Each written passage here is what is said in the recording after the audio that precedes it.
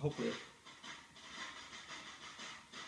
Old Glory, baseball, barbecue, apple pie, and Momma. A few of the things that make America great. But there's nothing more American than craft beer. Real men have a couple of beers. The Craftbeericans, doing their part to make America better, one craft beer at a time. I can't believe I can hold that much beer. A big thank you to Todd Bryant. It's pretty catchy. I like it. I think the last one's a Family Guy. The first one was Family Guy for sure. Is it? I'm not sure. Peter Griffin. I don't know who the woman's voice was though. We'll have to ask him about that. But we digress. Welcome to Craftbeericans. This is the first it's the first episode, but it's episode 99. We are, as Tom mentioned, counting back from 99 bottles of beer. And the whole point of this is to kind of share our love, like with craft beer. And I'm learning things about craft beer, which is why when I brought this up to you, you had a much bigger vision for this than I had anticipated. We're taking this global now. I'm happy about that because, like I said, I probably in the last couple of years have started drinking craft beer, but I have very little. I mean, I do appreciate Yuengling, our first beer, but I don't know much about it, so I want to learn more, and that's why I kind of came to you for this. Yeah, and I'm really interested in bringing on people to the show. That's what this is going to be about. Today we're on location at a secret hideout, which is AKA Kevin's house. Yes. We went big for the very first episode, the pilot episode. But our goal is to go on location around Southern Illinois, some of the other breweries, and do some of these shows and learn.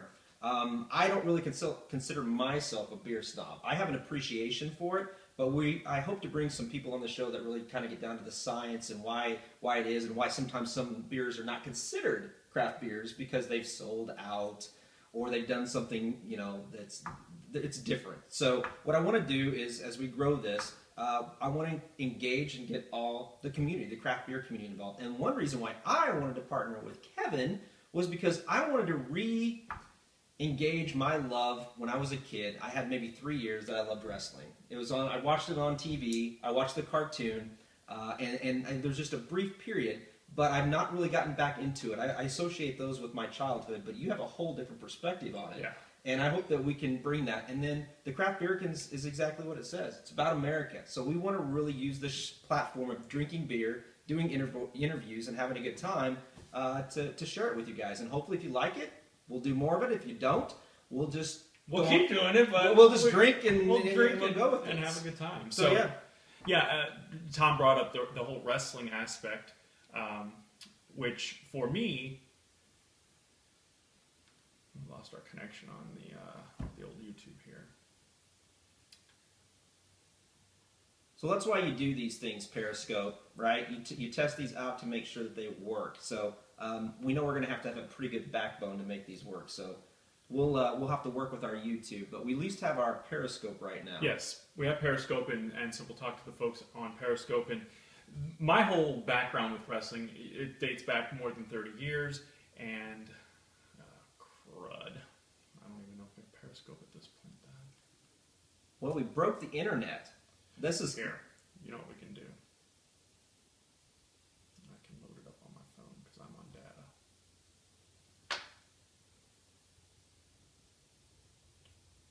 Does it say we're still live? Let's see here. That'd be awesome if we were. And we apologize for the delay. Oh, you know what, Kevin? Hey, we forgot to pop the top, buddy. Pop the top. There you go, sir.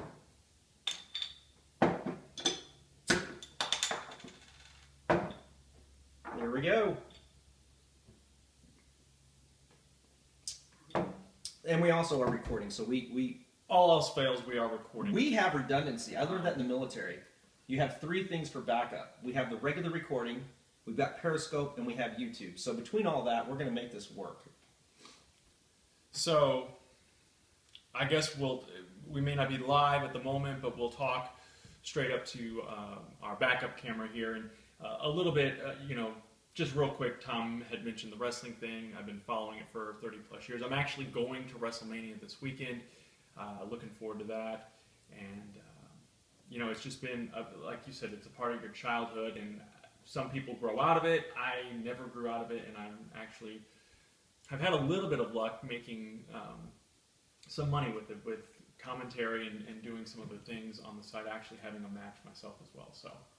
Yeah, I'm excited to see what you come back with WrestleMania. And if you see Kevin, make sure you buy him a beer. Don't give him a crap beer. Give him a good beer, man. Come on. They've got to have. Where's it at? It's in Dallas. It's in Dallas. So, I know Dallas has some great craft breweries. So hook Kevin up, man, and have him bring some back for me. I'd appreciate it. So, and you've got some great articles on your website. 123. My123cents.com. It's a wrestling blog, but I've also, through the years, added some other components and elements to it to diversify, not just be about wrestling. I have a wrestling podcast as well. So, but the cool thing is the whole social media aspect of things. We're, like Tom said, we're on Periscope, we're on YouTube once again here. Sorry for losing the connection earlier, folks. I like working with you on some of these projects because you have such a wide knowledge of all these different elements with social media. And it's fun to kind of take a different look at it. And people are always telling me, hey, that's a great idea, we should do a show. But how many people actually go through and do it? And that's one reason why we're so redundant today. We're trying to find the best platform, and that's what you do in social media, any business, any branding, whatever it is. You got to find the right platform, and then you got to be consistent. But you got to start. Yeah. And that's what we're doing. So even though this might be the best beer and best episode we ever do, ever, we still have to evolve and make it better. So let's dive into the show, man. Let's let people know what we're going to talk about. That's right. Well, we're going to obviously talk a little bit about Yuengling, which my first experience with Yuengling was last fall at your house with a bowl of Wheaties. And I think it was based on an article that you had read about pairing Wheaties with... Yeah, but which is funny because it was an episode you had it on WSIL.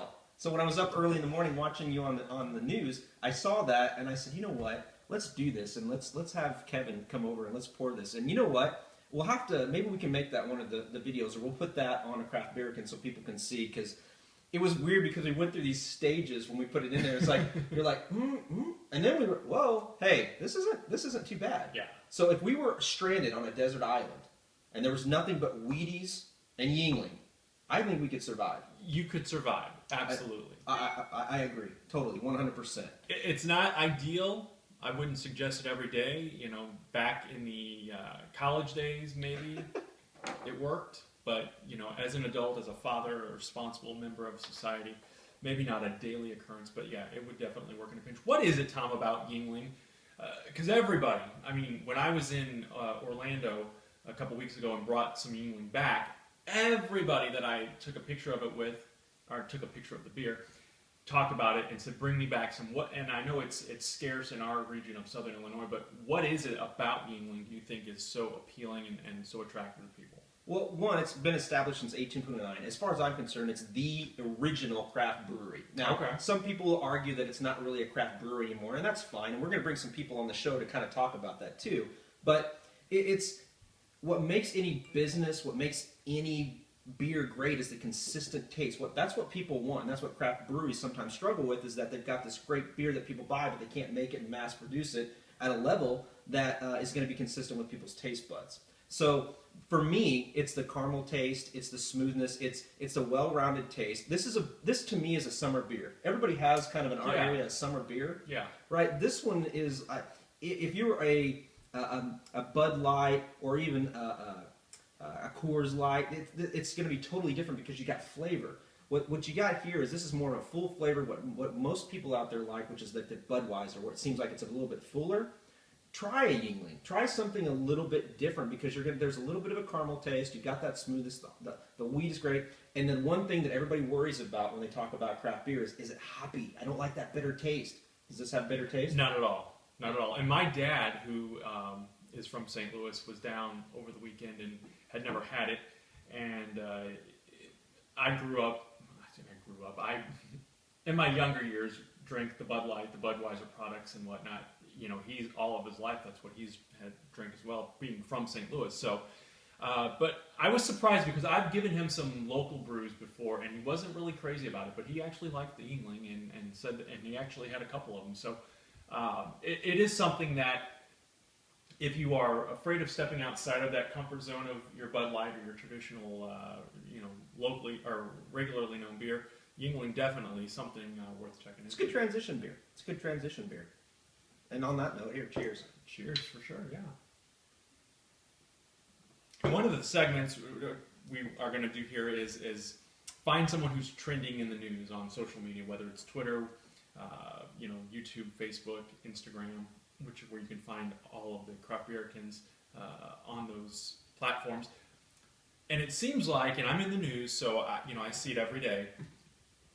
Donald Trump, and we're not here to talk politics. Did you go there? I'm going there because we're not talking politics. We're not picking sides. We're not going to pick on him or anybody else involved in the race for the White House. But if he were a beer, doesn't have to be a craft beer. If he were a beer, what kind of beer would he be, do you think? I've thought about this long and hard. A whole 10 minutes. I was going to say about 10 minutes before we went on, yeah. And it hit me. And you know what? If Donald Trump was a beer, he would be a Pabst Blue Ribbon. Now hold on, I got a reason for this. That's going to make everybody happy. Pabst Blue Ribbon is now going to thank us because we're going to increase their sales because people are going to buy the beer. And it's going to be both Republicans and Democrats. So here's my thing. Pabst Blue Ribbon. What are the colors they use? Red, white, and blue. Needless to say what you believe, Donald Trump is very passionate about America, right? He's just passionate. He's passionate. He's passionate, so he's got that. So that should make everybody happy about that part. Now, the naysayers. Let's be honest. That was one of the nastiest beers I've ever tasted, okay? It's one of the nastiest beers. Now, it's good if you cook with it. It's not bad. It's not good to drink and have a good time or a social bit if you're kind of a craft beer snob, right? Yeah. Now, in our area, PBR is huge. It's very affordable. It's very cheap. Donald Trump is not cheap. So I think this will make everybody happy, but I honestly think that I nailed it. What do you think? I think I nailed it. PBR. That's Donald Trump. That is good. I like that. I like that a lot. You got the red that matches his hair and sometimes his complexion. Face. Yeah. So we'll leave it at I'm trying to think, maybe back in the early years, the college years, some PBR going on, but I haven't had that in a long time. So it's obviously still out there then, right? Oh yeah, it's definitely. I thought about the black. What's the generic one that just comes in a black and white can? I think you can get it. What's the store on the way to that has everything that everybody stops off at when they go to Lambert's? Oh, Boomland? Boomland.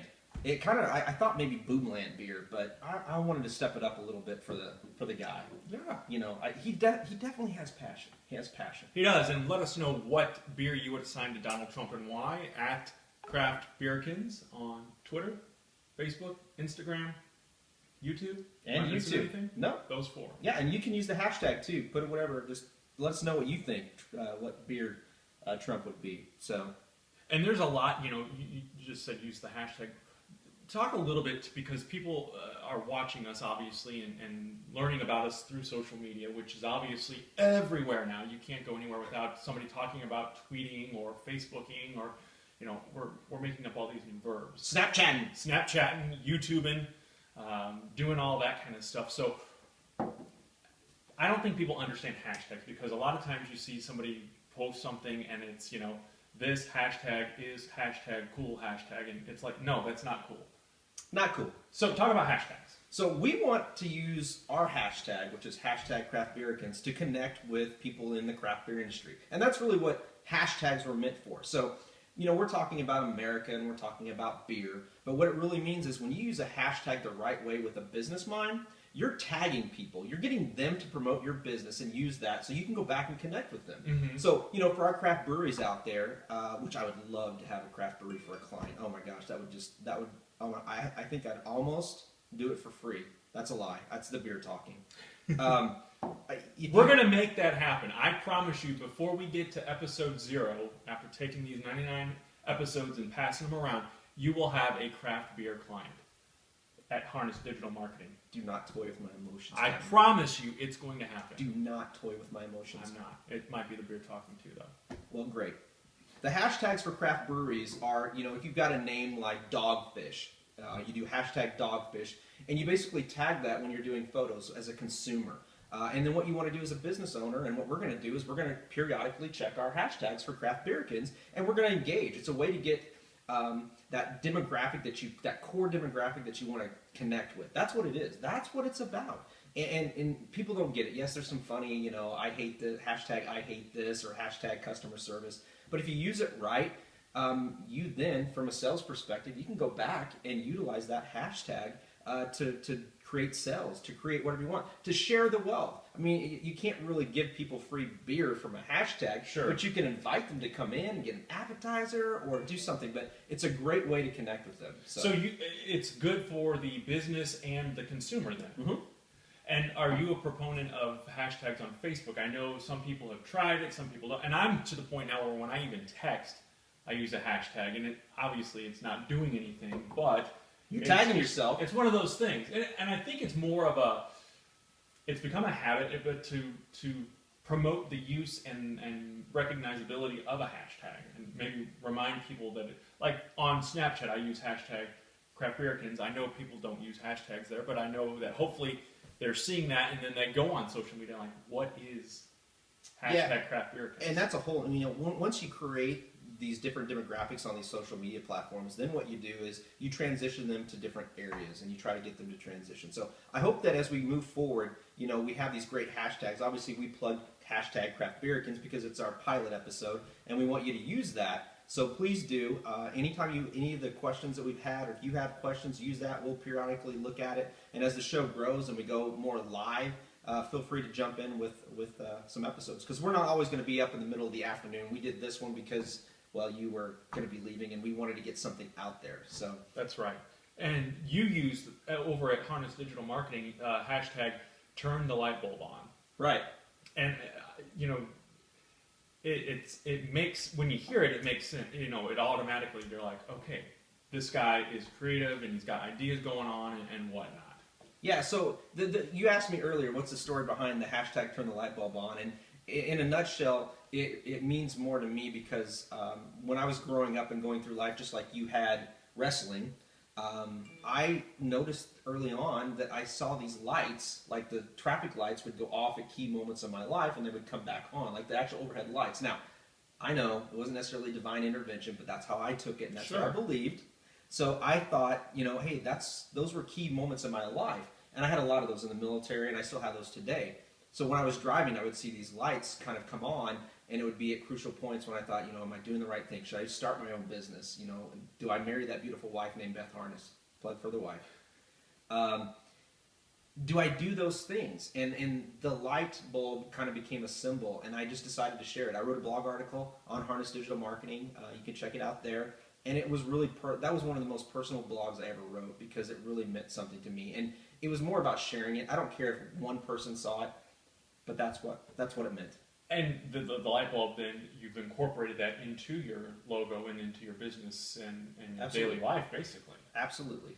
And that's important to kind of get that identity, get that brand going, which is what we're doing here with Craftbeericans and all the platforms that we're using to get the word out about that. And also, we've worked together on a couple of different projects, and one of them being the Southern Illinois Men's Expo, which kind of morphed out of the Southern Illinois Men's Health Conference. And this past year, it was just back in February, actually, we did the first expo at Black Diamond Harley-Davidson. For folks in Southern Illinois, they know all about Black Diamond Harley-Davidson. They're a great group of people, and they were always willing to help. That's right. And Gold's Gym was on hand, one of our vendors and sponsors. Don't go there. Seriously, Kevin, don't go there, man. You're going there. I'm glad I had some beer in me. I'm almost out. I'm going to have to go get another one soon. And you've not even gotten half a bottle. You're a lightweight. I don't have to go back to work. That's true. I should speed things up here. But Gold's Gym had a push-up contest. And I'm not going to name names or call anyone out here because, we're all friends here and whatnot. But we're friends. That's great. That's nice to know. One of us didn't even get to the legal drinking age in the number of consecutive push-ups. And one of us got to about his own age, which we're both in our 40s, if anyone wants to know, without stopping. And obviously, Shane Smith, who owns Gold's Gym, and, you could show a movie on his back. That's how wide and he's just. We actually should do that. I'd love to see Tommy Boy on his back. That would be great. But Shane, I think, pumped out like 100 push-ups. Oh, he did. He and, did that. And didn't even break a sweat. No, and he decided to stop. It wasn't like, hey, I can barely get that last 100 in. He just decided, you know what? I'm gonna stop at 100. I'm done. Yeah. I'm good. And half the place was sitting on his back while he was doing it. I mean, it was pretty impressive. So we're going to we've kind of thrown the gauntlet down, and we're going to do Craftbeerolympics eventually here. But also, it's all in preparation for next year's expo, where we're going to kind of compete and see. We're going to do live push-up challenge. All right, I'm going to work my butt off and drink beer, and I'm going to kick your butt, man. My goal is to beat Kevin Hunsperger at the push-up challenge. Now, I'm a big guy. I'm a little bit bigger than you are, and you're going through this whole transformation of finding your abs. I'm just trying to find my next best craft beer, but I'm going to kick your butt, man. I am committed that by next year at the SI Men's Expo, I'm going to kick your butt. Drop it. And if nothing else, Kerner Distributing hopefully will be back and have more craft beer for us. I'm going to drink, and in fact, you know what? Every time I go down and do a push-up, I'm going to probably drink a beer. There you go. That could be a fun thing. That could be an interesting training challenge. Yeah, it could do sit-ups that way too. So stay tuned for that. It might be motivational. It would definitely motivate me. Well, we are winding things down, and one of the things we had talked about doing when we talk about a beer, and I think we've kind of reviewed it and said good things about Yuengling, drink, pee, or message. So explain what that means exactly, Tom. Well, we decided to do some sort of rating system that would be unique and different about the beer. So the beer that we're drinking today, and hopefully our guests, because when we have guests on, they're going to drink the beer too, whether they like it or not. They're going to have to say, would you drink it? Would you pee in the bottle? Or would you use the bottle to send a message for help, or just a message? So we've labeled this drink, pee, or message. So we have to decide today what we would do with Yuengling. I think we know your answer. My answer is drink it on a desert island with Wheaties. Use the bottle to send a message for more Yuengling and more Wheaties. And that's my goal. This one gets kind of like the 2 thumbs up for me. Yeah. I definitely would not pee in the bottle because it's too valuable. I wholeheartedly endorse that idea. Like I said, I don't know much about craft beer. I don't know much about a lot of things, actually, once we get down to it. But that's why we're doing this show, for me to learn. And my previous craft beer experience was basically picking the coolest looking bottle, which plays a huge part in the marketing of all these. It does, because at least it gets you, and then you try it, and then you're like, okay, I don't like this, or and that's what I like about craft beer too, is that once you've tried one, there are so many others out there to try, and so many great local breweries here in Southern Illinois that we will have on the show, and we will talk with and drink beer with those folks as well. But yeah, Yuengling, definitely 2 thumbs up from me as well. Awesome. So you would drink and use it for a message, but you wouldn't pee in the bottle. I would not pee in the bottle at all. Although I have, as my friend Chad, who I'm I'm meeting in Dallas, says I have a baby bladder. So we drove to New Orleans 2 years ago for WrestleMania, and he doesn't like to stop. So then I had to start limiting my intake of beverages. So yeah, I would pee, but not in the bottle for sure. Awesome. You gonna bring some stuff back? Some craft beers maybe from... I'm going to see what I can find. My brother actually lives in the Dallas area as well, so I'm going to catch up with him, and hopefully he can point me in the right direction of where to get some good craft beer. Well, I'm definitely going to miss you. I'm a little bit jealous. It would be awesome. So maybe next year we can kind of do, if the show evolves, we can do the show from there and have a little fun with it. Yeah, absolutely. Absolutely. Well, I guess we didn't officially discuss the official sign-off here, but... I'm Kevin Hunsperger, at my123cents, at Kevin Hunsperger on all your social media platforms, along with Craftbeericans. Awesome. I'm Tom Harness with Harness Digital Marketing, and you can just Google the name. That's how big we are. Just Google the name. No. And we really want to hear from you guys, so please let us know what you thought of the show. We're going to change the formats a little bit. But we want to pay tribute to America, to craft beer, and we just want to have a good time. That's right. So we'll see you next time. Big shout out to Todd Bryant. He wasn't able to make it today, but he did our intro, and we'll be using that more. So let us know what you thought. That's right. We'll see you guys next time. That's a wrap. You want another one? Nice. Do I want another one? That's a question? Yes. Bye-bye.